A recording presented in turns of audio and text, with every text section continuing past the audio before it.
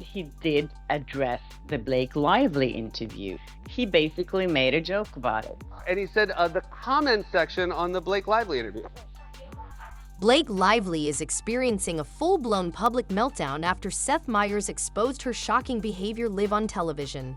Print them out. It's going to be a book. And the book's called A Polite Discourse About the News of the Day. And while it appeared that Seth casually invited her for a post-scandal chit-chat, insiders reveal it was actually Blake who pleaded to be on the show in a desperate attempt to clean up her mess.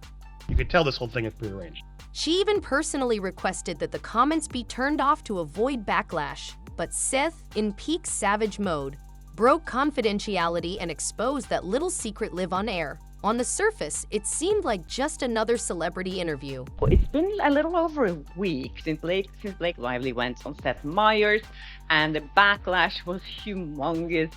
Seth Meyers, the polished late-night host known for calling out political nonsense and celebrity spin, had Blake Lively sitting across from him. But for anyone who had been following the months-long circus surrounding Blake and her lawsuit drama with Justin Baldoni, this appearance wasn't just unexpected, it was suspicious. She was going on his show pretending like, oh, I'm here, I'm the victim, I'm talking for all victims, and it's been a rough year, and blah, blah, blah. She was sitting there in a princess dress, and everyone was like, why are you giving her a platform? Because for the past year, Blake Lively's public image had been sinking. Then out of nowhere, she lands a solo appearance on Seth's show. It could never be just a casual red carpet interview. So Seth Meyers apparently thinks it's really funny all the backlash that he received after having Blake Lively on his show. People noticed something was off the moment the interview aired. Seth, who normally leans into awkward topics and uncomfortable truths, didn't bring up a single serious issue, no mention of the defamation claims, no talk about her involvement in the $400 million lawsuit, and not even a basic question about Justin Baldoni, the man at the center of all this. I'm sure he put her on his show because he wanted views, as simple as that, and he wanted to be the first host who had Blake Lively on as a guest since this scandal started, unfolding. It was like none of it existed. Instead, the conversation was carefully focused on silly anecdotes, parenting moments, and light jokes. And it wasn't subtle. The structure of the segment felt rehearsed. It didn't feel like an interview, it felt like a paid spot. Okay, so Seth Meyers is trying to get away with this by blaming it on someone else, that they shut down the comment section. And according to reports, that might not be far from the truth. Multiple insiders have now claimed that Blake's team arranged the appearance, not NBC. The offer was pitched, not requested. Allegedly, her PR team reached out, orchestrated the terms, and made it happen on their conditions. She didn't go there to be questioned. She went there to perform, to reset the narrative on her own terms. Yeah, so he didn't address the fact that there were controversies. He's just like making a joke about it. Same kind of way that Ryan Reynolds would do, I guess, and what he did at SNL, just like joking about it. The timing wasn't random either. The backlash against her had been building for months. After Justin Baldoni's legal team brought forward serious claims and began subpoenaing evidence, everything about Blake's public image started to crack.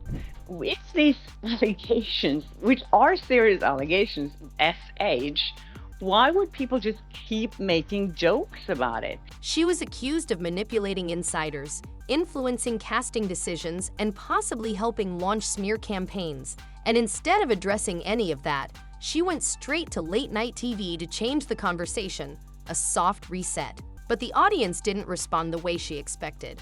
Almost immediately, people flooded to the YouTube upload of the interview, only to find something strange. He closed the comment section on that video, which only has about 255,000 views, which is pretty low. Yes, the comment section was locked, and that's when things exploded. Viewers took to social media, calling it censorship, calling it a cover-up, and demanding answers. Seth Meyers, usually known for letting audiences speak freely, was suddenly shutting down the discussion on a highly controversial guest. It didn't take long for fans to connect the dots. Seth wasn't just being cautious. He was following instructions. In comparison to how much people talked about that video, so people didn't actually go and watch it on his channel. I spoke a lot about the interview, and I also spoke about the backlash that he received. And he didn't help himself by making a joke about it. He came up with this long story on how one of his technicians on the show or something like that had an accident, spilled some coffee on the keyboard. Sound bad. He goes, you don't understand, I flipped it from on to off. And I said, well, why did it even turn off? And he said, the comment section on the Blake Lively interview. Yes, you heard it right.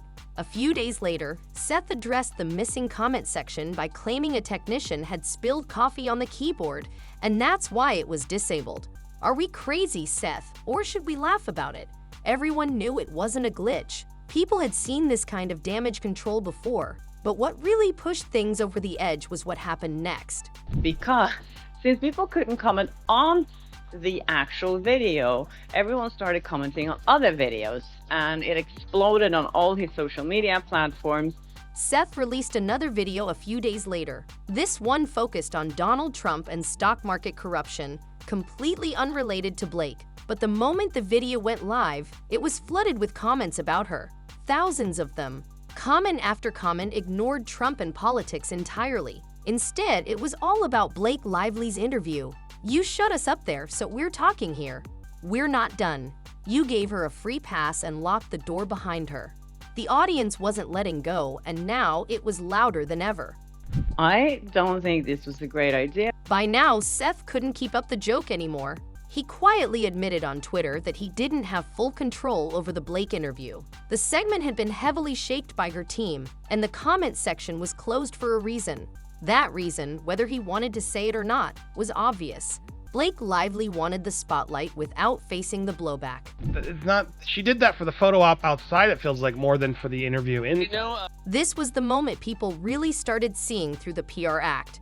While Blake had spent the last year claiming to be silenced, mistreated, and targeted by powerful men, it turned out she had the power to dictate terms on one of the biggest talk shows on TV.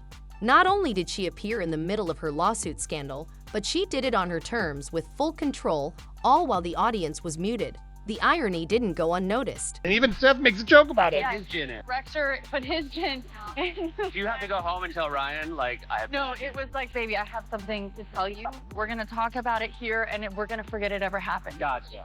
No. Seth did the better joke, and then Blake was like, "I'm already no." The whole thing is just starts awkward out the gate, and shows just so admits to how controlling this couple actually is. To make it worse, fans started comparing it to her previous statements. The speech she gave on Seth's show was all about being brave, using her voice, and helping other women speak up. But the actions behind the scenes told a very different story. Real survivors don't get to buy airtime. Real survivors don't get to script interviews. Real survivors don't get to shut down comment sections. But Blake did.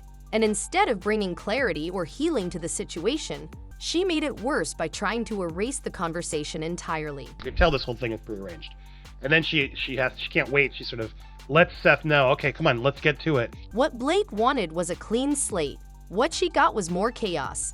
And this time, it wasn't because of court filings or leaked emails. It was because people saw through her, all of it. The planned performance, the missing questions, the forced applause. It backfired. But then she's like, it's like I have to pretend going to Disneyland every day. Oh, it's a chore for me. It is so hard. It is so hard for me, people. Oh, will you please give me more empathy? Because it's so hard being Blake Lively right now, having to go to my nannies and everybody and all these trips where clearly my kids aren't here. Blake Lively's carefully rehearsed appearance on Late Night with Seth Meyers was supposed to be a turning point, a calculated image reset framed as vulnerability. Instead, it exposed a layered contradiction that critics like Shashi Flo and Andy Seener immediately dissected: the paradox of playing the silenced victim while holding the reins of the entire production. You can't go outside. You're so bothered by it, you can't leave the house, or the kids are affected. It's all I'm getting such mixed messages from all this. The interview was promoted as raw and personal, but behind the cameras, sources now confirm that Blake's team had full oversight, from the topic list down to the segment timing. According to a tweet from producer Daniel Kraus on March 29, 2025, the segment was pitched with firm boundaries and no off-script questions were allowed. From these appearances, they were telling me anything. You're not suffering any actual like work damages. Working just fine for you. People are still asking for your autograph, showing up at premieres. You're just forcing it down our throat. We're seeing it everywhere. So hard to see what you're really suffering through. During the broadcast, Blake shifted into emotional gear midway through the sit-down. She spoke about the pain of being silenced, her duty to speak for women and girls who can't, and called 2024 the most traumatizing year of her life. During the broadcast, Blake shifted into emotional gear midway through the sit-down. She spoke about the pain of being silenced, her duty to speak for women and girls who can't, and called 2024 the most traumatizing year of her life. Yeah. I mean, You mentioned you had an intense year. I'm maybe not as totally informed about it as other people. Now, in watching this again, I love how he said that, because that to me is his excuse for why he's not pressing. I'm not as educated on it. And you gotta be clear, this isn't 60 Minutes or some hard-hitting news show. But the contradiction was stark. She was not being silenced. She was monopolizing one of the few remaining legacy talk show platforms, complete with a pre-approved narrative and zero audience accountability. The audience was never allowed to ask questions. The YouTube comments were shut down within 2 hours of the interview going live, as confirmed by an NBUPLO team's post on X at 2:04 a.m. Eastern Standard Time that night. As you know, I am now officially a part of the lawsuit. I'm in the subpoena that Blake Lively's team sent to Wayfair and Justin Baldoni's team. Critics did not stay quiet. Shashi Flo, who was name-dropped in Blake's own legal filings and has been part of the case's discovery process, released a 15-minute breakdown on her YouTube channel, Flossom Talk, on March 30th titled, Blake Lively hijacked Seth Meyers and it's so obvious. In it, Shashi points out how the camera cuts to the audience clapping precisely after Blake states, I just want the world to be safer for women and girls. I posted a video last year in August. A video and interview I did with Blake Lively and Parker Posey, and that video went viral, and then Blake Lively's team used that video to show that there was a smear campaign against her. Shashi noted that the applause was likely prompted, not spontaneous, and said, anyone who's been to a taping knows when the big applaud sign flashes, you clap or you get stared at. She then focused on Blake's closing statement, emphasizing, it's the truth. I think it's really fascinating. I've never seen anything on this scale in Hollywood before, as long as I've been working there. I think a lot of people are just so invested in this also because they feel like there's so much unjust happening.